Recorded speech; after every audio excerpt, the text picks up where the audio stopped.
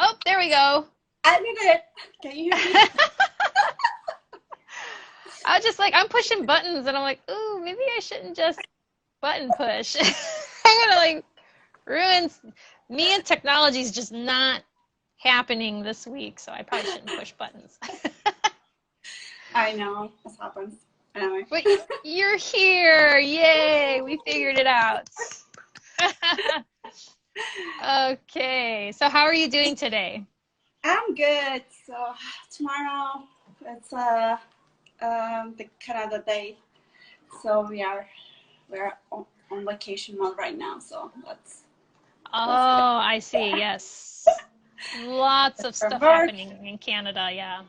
Yeah. With work, yeah, and work.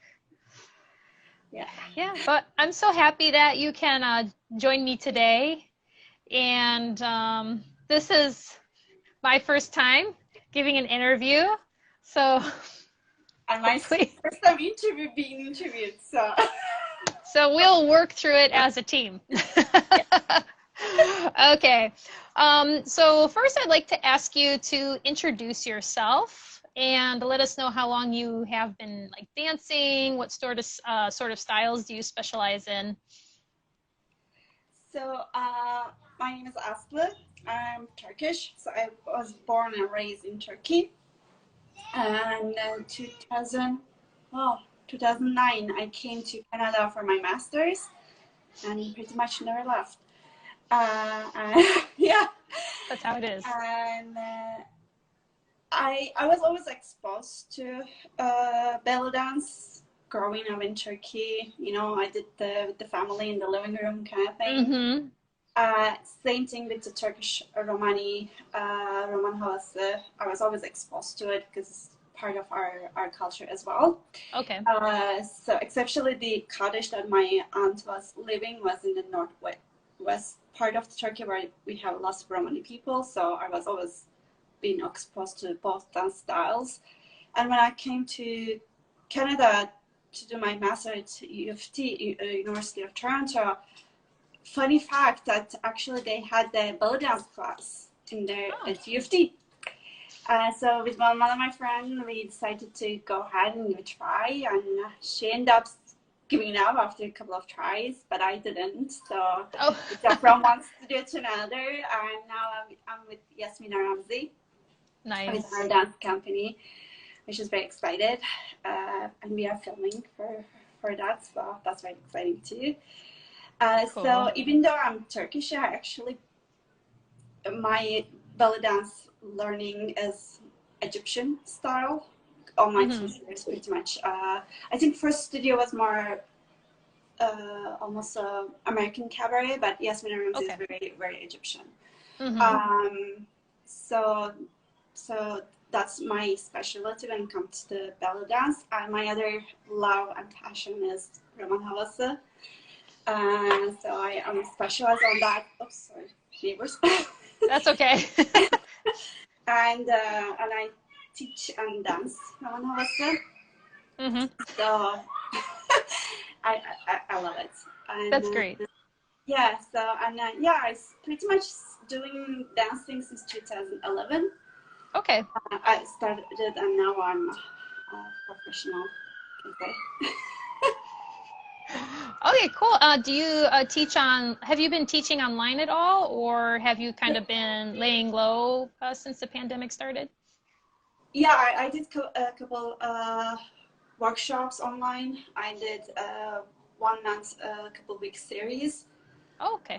So when pandemic started, I was just starting to teach, and then the pandemic happened. I'm like, oh great, I was just starting. I know. So yeah, I know. But now I'm doing the online teaching, not frequently though. Very frequently, I'm doing like workshops, and I teach for other studios, and most privates. So yeah. Okay. Oh, that's good. Good. At least you're staying active as a teacher. That's good. Yeah. Yeah. Okay, so can you tell us what is hip dysplasia? Because a lot of people might have heard about it, but they don't really know what it is. Can you explain that? So hip dysplasia is mostly seen in babies and toddlers. It's pretty much the hip socket is not developed very well to hold properly the ball joint. part. Yeah. So if it's not diagnosed or treated, it can cause hip pains and hip dislocations, and you can need like hip replacement. So, and it's seen every 1 or 2 kids in 1,000 have it, as actually quite common. Okay. I don't think they know necessarily why it's happening, but they said that it's more common in the girls than the boys. Oh, I see. And they say that the firstborn tend to have it more because the uterus is still it's tighter on the mothers in the first pregnancy, and babies who are bigger usually also tend to have that. Oh, I see.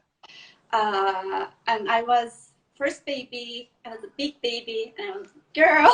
So I guess the cards was you had all the factors there.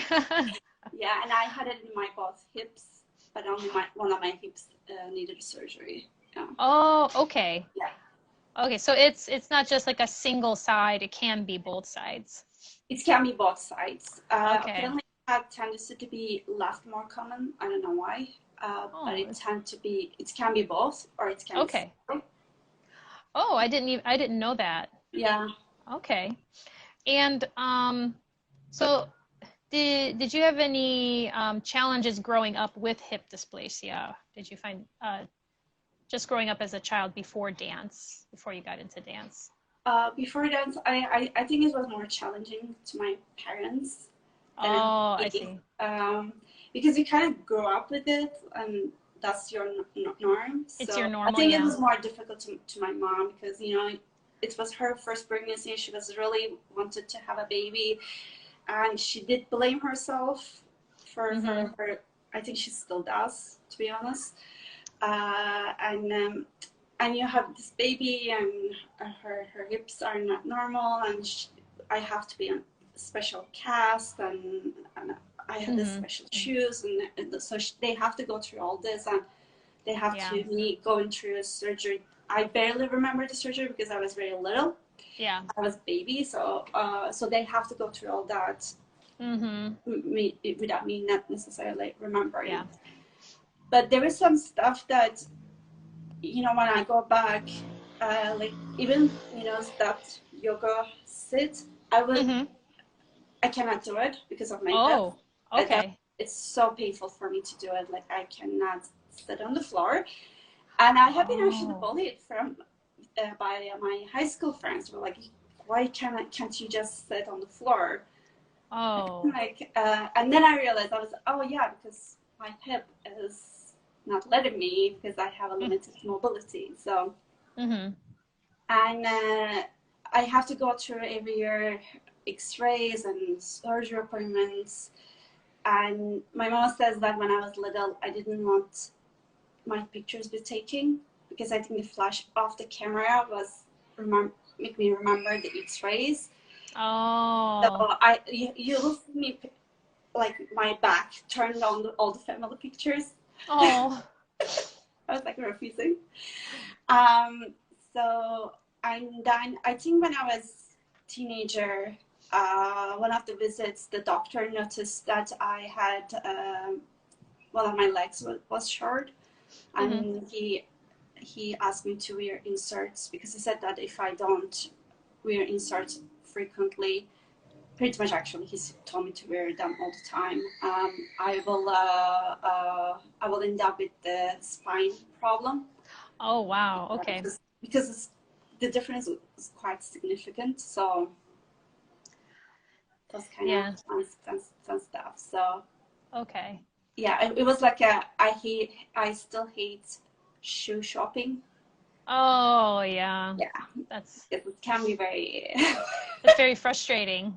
It is because like you technically cannot wear any shoes. You have to find shoes that the insert can fit, and all the pretty shoes are not designed for that. Exactly. Yeah. I feel like So, they're not designed for any type of foot yeah, comfortably. But yeah, with hip dysplasia, that's a real frustrating thing where you yeah, see those shoes and you're like, I wish and I not could wear them. every salesperson can be sensitive about it too. So sometimes Yeah. people say things, and Yeah. it is Okay. what. It is. Yeah. I guess you work with it, and Yeah, yeah. I mean, I can understand it'd be frustrating, and just be like, okay, I'm just gonna. I'll find some sort of alternative. Yeah. Now, since those were just kind of like everyday challenges, when you started dancing, were there any challenges that you came up upon as you were getting into Raksharki?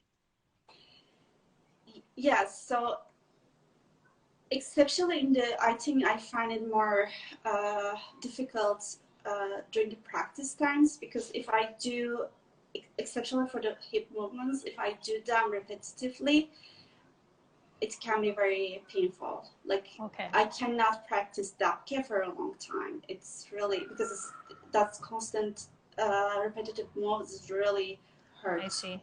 hurt my hips. So and I was remembering one of my teachers, and she came to me and she was like, "Your mayas are not even."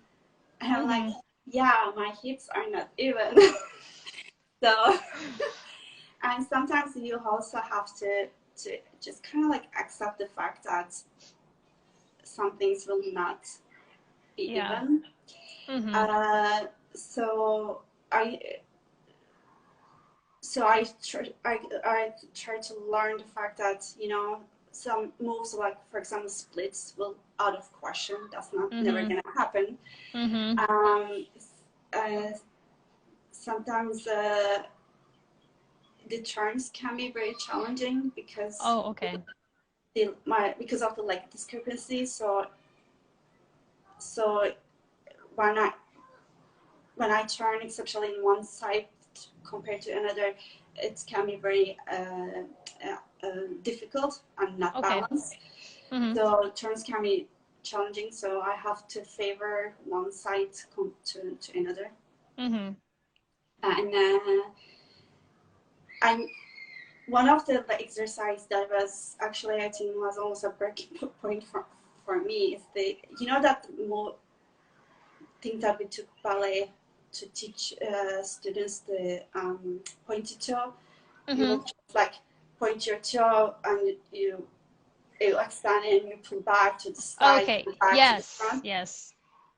So technically, you were not supposed to move your hip when you do that, and that's not feasible for me because one of the Oh. legs is shorter than the other. So if I pull Mm-hmm. my right leg, my hip have to bounce up to Yeah. the leg to its natural position. Mm-hmm. And I had a teacher who was like very frustrated with me. I'm like, I cannot physically do what you're asking me to do. So that can be very, very challenging when people cannot understand what you have been going Yes. through. And so I have to take breaks during practices Mm-hmm. sometimes. And yeah, Yeah, that's I think what you touched on, um probably all of us have had that one teacher where they just didn't understand that my body can't, won't allow me to do it this way, but they're like, no, but you have to do it that way. And yeah, that's very frustrating, especially when you hold your teacher in high esteem and then all of a sudden they're like, no, you have to do it, you have to, but I can't. Um, that, yeah, I think that's definitely one of the biggest challenge, because then you realize I spent all this time with this teacher and then they're just trying to force me to do something I can't do. yeah. And And you feel like almost I don't know. It's very, very hurtful because you want to do it, but you cannot do it, and then you try to explain. Like I cannot just do something that's painful. Exactly. Right? Like, I just cannot do it. So, Mm-hmm. but when that's why I wanted to, one of the reasons I wanted to talk about it, because I feel like there's like lack of discussion. Mm-hmm.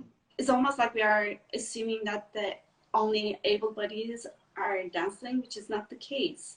Yeah. And even within, I've realized that the body positivity, we are more focusing on body size and how our body is looking in the Mm-hmm. costumes, but not necessarily we are talking about people with the physical disabilities or physical limitations or dancing, and who not necessarily be feel included because Mm-hmm. they've been kind of like being forced to do stuff in some specific way, or Yeah. they're being called lazy because they have to take breaks Yeah. time to time during the Mm-hmm. class, right? So Yeah. Yeah, that's the hardest thing. yeah, it is very, very discouraging because you work so Yes. much more harder than anybody with the able bodies, to be honest. And Yeah. then that's not acknowledged, and Exactly. it's very Exactly. hurtful. Mm-hmm. Okay, so my next question is, what have you found that helped you along your journey to accepting your body as it is?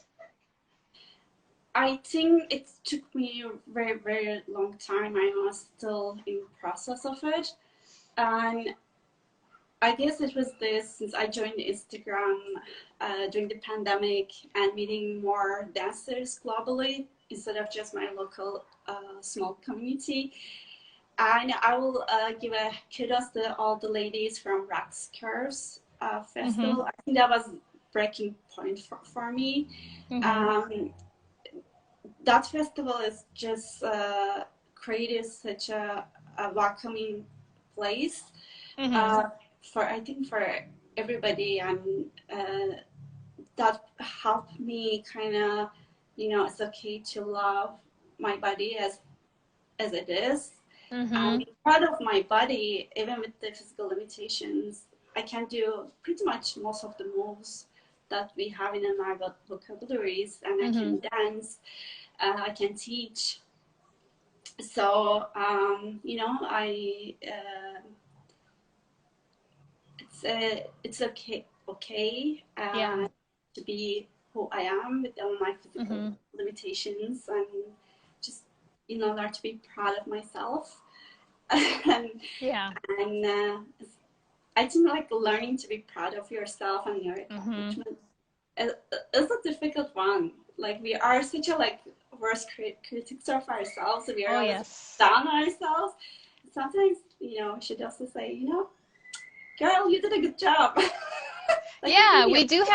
we do have to pat ourselves on the back, and Yeah, a lot of us forget to do that. And I mean, I'm 100% guilty of that too. My worst critic is myself, and it takes a lot to kind of stop and think, okay, I'm saying that about myself. No, like, okay, what did I do that was really great? I did this, and even if it's so small, just saying, good job, you did it, and yeah, it's and like not looking for like the outside source of validation, because we can validate ourselves. And yeah, I think if we love ourselves and we accept ourselves as we are, then other people are just going to automatically do that too, that's true. more or Yeah, less, so sometimes not everybody's gonna, you know, yeah. Well, you I can. forget what the saying is, drink our tea, or I don't know what the saying is. Like, I guess not everybody is your a, cup of tea or something like that. yeah, you're not everybody's cup of tea, and Okay, yeah, that's okay. So it is. Yeah, it yeah, is. yeah. You cannot make So everybody happy, right? So yeah. So here, pat on the back. yeah. I kind of sort of got it right. Did you find that dance or movement in itself helped a little bit with any mobility issues or pain that you had, or? I honestly, I don't think so. It did help with my self-esteem. Mm-hmm. I think it helped me more psychologically than Mm-hmm. it helped me physically. Uh, it I normally am very shy, so it's definitely helped me with my being more extrovert. Mm-hmm. And that, but for the mobility and the, the pain, uh, I Not so don't much. think so. Okay. Well, when I perform, I kind of have the adrenaline, so I don't feel the pain. Yeah. And then after you're like, wow, Yeah. I don't feel well. I know that feeling. Yeah. But so when I think about it, I used to have when I was a teenager. I don't know if it's past because I'm getting older, Mm-hmm. but I used to have my hip locked when I get up. Like Oh, okay. I will get up and I just couldn't move because my hip Oh. would get locked. So I don't have that anymore. So I didn't know. Maybe Mm-hmm. it's because I'm dancing and I'm more mobile. Because the Mm-hmm. mobility can help with hip joint. It's almost like a lubricant. So Yeah. that's probably helped. And I feel like belly dance, the moves that we are usually doing are not high impact moves. They are usually Mm-hmm. very low impact. Well, you can Yeah. make high impact, Mm-hmm. but they are usually gentle to body. So I think that probably did help. Okay. Yeah. Yeah. Definitely the low impactness of this dance, I think, is really good for just keeping moving, Exactly. and as we get older, it becomes more and more important that we keep moving. Moving. I hate to Yeah. say it. Yeah. Um, so what I'm going to bring my other phone up so I can read my what do you hope to achieve in showing others that dance is possible even with hip dysplasia? Uh, when I decided to share my story with my physical limitation with hip dysplasia, one of the reasons because I want this conversation to happen. I also want to bring more awareness to teachers that not every that they shouldn't just assume that every students that they have able bodies. Mm-hmm. Their students might have physical limitations that can prevent them to the moves, or it can prevent them to get the moves right way, or Yeah. it can take longer for some students. Mm-hmm. So, and I also want to bring the awareness of how teachers should approach students who have physical limitation or disabilities, because words can have huge impact on Mm-hmm. you, and you will carry that memory for like the rest. Sorry, my phone's I know mine does that too. It's there. okay. Yeah. um, and you will carry that memory and that pain with you, and it's kind of very really hurtful. So I wanted to bring that awareness to our Mm-hmm. dance community. And I also want, because I really was thinking that I was the only one who has the physical limitation who was trying to dance. Mm-hmm. And one of the first videos that I shared, which I was inspired by Katie when I did the shimmies, how shimmies Mm-hmm. look in hip dysplasia, and I saw all these other dancers who were like, oh yeah, one of my legs is also shorter. I have also hip issues, and I'm like, oh, so I wasn't the only one. Mm-hmm. Mm-hmm. And I think it's really important, and having teachers who really understand the physical limitations and try to work with you instead of just trying to force you one way. I think it's Yeah. really important, and I hope that we can have these conversations Mm-hmm. now that we are starting to talk about it. Yeah. So that's what I'm hoping for, and I'm hoping that people will think that they are not the only one. Yeah. Who's trying to navigate Yeah. the dance world with physical limitations. Mm-hmm. Mm-hmm. And like even in TikTok, I saw this girl. She's doing ballet, and she suffered from hip dysplasia too. And she had to, like 6 months ago, I think she had to have a hip replacement surgery. Oh, okay. So like there's more people who are still dancing, and even though they have go through all these limitations. So Yeah, it definitely it's important if I think it was, it's when you feel like you're alone, sometimes, like what I thought, I'm like, well, I'm going to put myself out there because there's going to be somebody out there who's thinking the same thing. And then we can, once they, find me or find you, they can finally feel, oh, here's someone just like me, doing this. And they're like building that, being that, getting ourselves out there and showing like, hey, I'm out here, I have this, let's talk about it, ask me questions and things like that. You're not alone. I think that's so important, especially now. yeah, exactly. Yeah, because Yeah. I think with the Rocks Curve, that kind of inspired me too, because I was, mulling over the idea, like, I wish I knew, and I hate my body, and seeing that, it's like, well, I don't have to think like this about myself, and I shouldn't be afraid of what others think of me.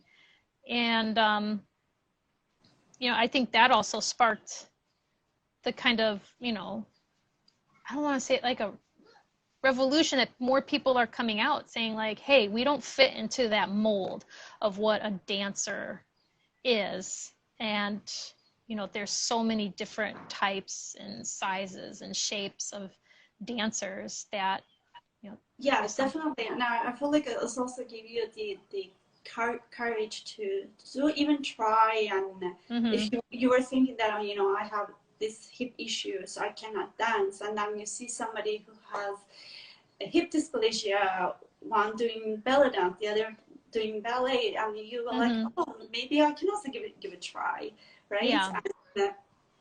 And one of the moments that I felt like, oh, I'm not the only one, it was the workshop that I with Shahrazad. Mm-hmm. I was asking her because I was like, I have this hip issue, so how I can, like, do you have any idea how I can like make it work? Because mm-hmm. she's really very aware about the body and the mm-hmm. movements. And she told me, oh yeah, I have a spinal problem too.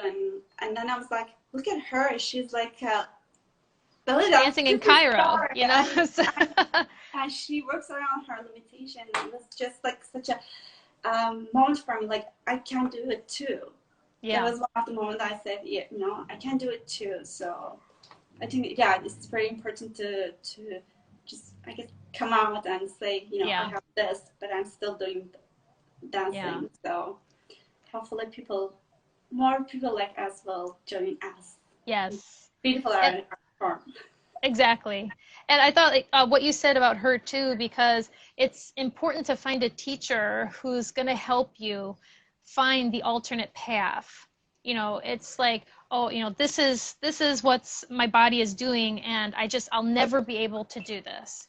And it's, there's always Jurassic Park, life finds a way. But it's true. There's always an alternative path to get something maybe that's close to what you want to do. It's never impossible, and having somebody help you find that alternative path is like, it's so mind-blowing. And yeah. I had that same experience with her. I almost cried because I thought, I didn't think I would be able to do this, and now I have the tools, Yeah, so, I know. Yeah. Sometimes just like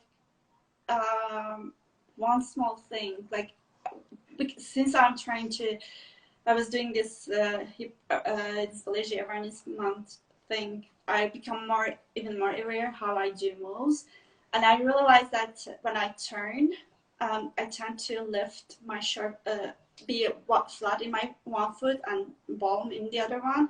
It actually makes me go faster because it's kind of like evens up my hip. Mm-hmm. Oh. It doesn't work too much with whirling, but for short turns, it actually gives you quite a speed. So there's so many different ways of doing things that can actually work. Yeah. But but if something is hurting you, Yeah. you shouldn't Definitely do got it. to stop if it hurts. Yeah. Yeah. I know that. Yeah. I've gone through years of back pain and sciatica with teachers that kept forcing me to do things the way that they wanted me to do them. And Yeah, it's funny what you said, because I used to have a back pain. Now, now that I don't force stuff, mm-hmm. I don't have them either. Like I don't. Yeah. I used to have like really bad lower back, which I don't suffer that anymore. Yeah. Mm-hmm. That's good. That's good. Yeah. Yeah. Yeah. As always, anyone who's watching, if it causes pain, stop. Stop it. Yeah. Yeah. We You don't want to be shouldn't in hurt. pain. Yeah, we shouldn't be hurting when we dance. So for sure, because then it's not fun anymore. No, it's not. Let's see. This is our last question. This is our last question. What is one thing you think is important for others who have this condition to hear if they're wanting to do not just dance, but anything and they think that they can't? I think the most important thing is to know that you are not the only one who's going through this. I think that really helped me to know the fact that I wasn't the only one who's struggling. I wasn't the only one who's going through this. So it's very common, Mm-hmm. and it also helped me to accept my body and who I am.